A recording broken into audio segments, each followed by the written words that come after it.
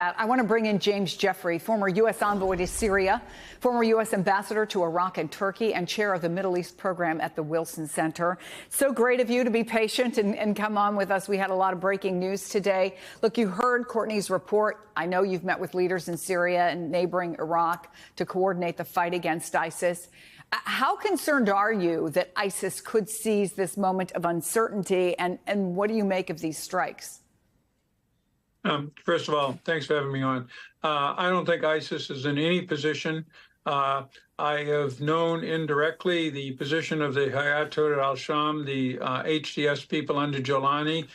They've fought ISIS in the past. I don't think they're any friends. However, that's a red line for us. And the reason we did this enormous strike was to send a signal to everybody, ISIS, whoever's in charge in Damascus in this very complex and uncertain situation, and the world, that we are going to continue to maintain pressure on ISIS, which, by the way, requires at least some U.S. troops on the ground, which we have, as your reporter said, in northeast Syria. Secondly, the chemical weapons. The Israelis struck a series of sites, and as you've also reported, the HTS leader, Jolani, has said that they would take control of them. That's good, too. The third thing we'll watch is whether Turks or Turkish-supported forces will attack our Kurdish allies, the Syrian Democratic Forces, to the east of the Euphrates, where we have an agreement since 2019 with the Turks not to assault in that area. So those are our three specific red lines. The rest is simply the usual. We want reconciliation. We want inclusiveness. We want all of the various factions that are fighting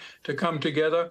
And we'd like to see the UN take the lead, as they have the mandate ever since 2015 to help put the country back together again. Let's talk about the hopes of the people we're seeing on the streets of Damascus and elsewhere in Syria, and the joy that they're feeling right now after so many decades of being under such an oppressive regime. The rebel leaders once had ties to al-Qaeda, as you know, but they broke with the group to take a more moderate stance.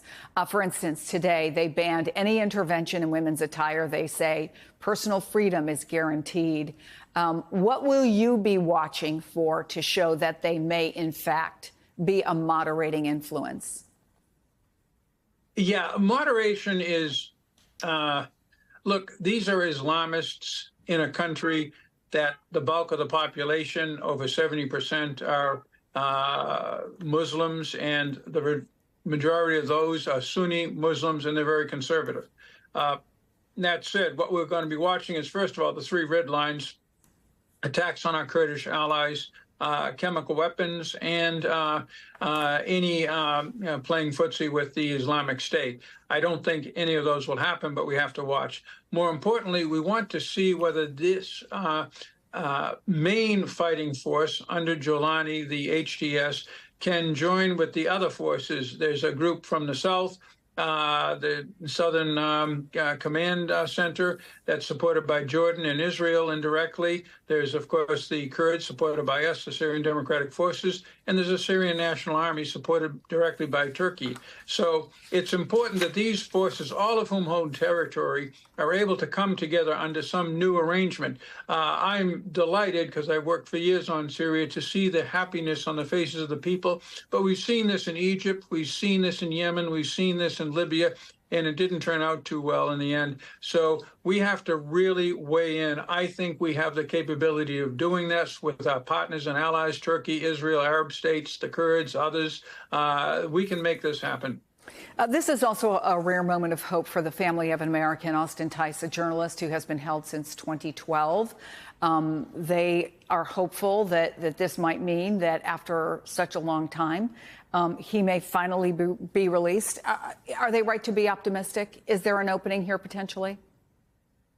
We need to find out what happened to him. We believe, and this is all we knew, at least from the intelligence I had, and I think I saw most of it, that he had been detained by regime forces, Assad's people, who were masquerading as members of the Islamic State back in 2012, 2013. Since then, we haven't had any sign one way or the other. So we need to get to the bottom of this. We need to bring him home if he's alive. Ambassador James Jeffrey, thank you so much.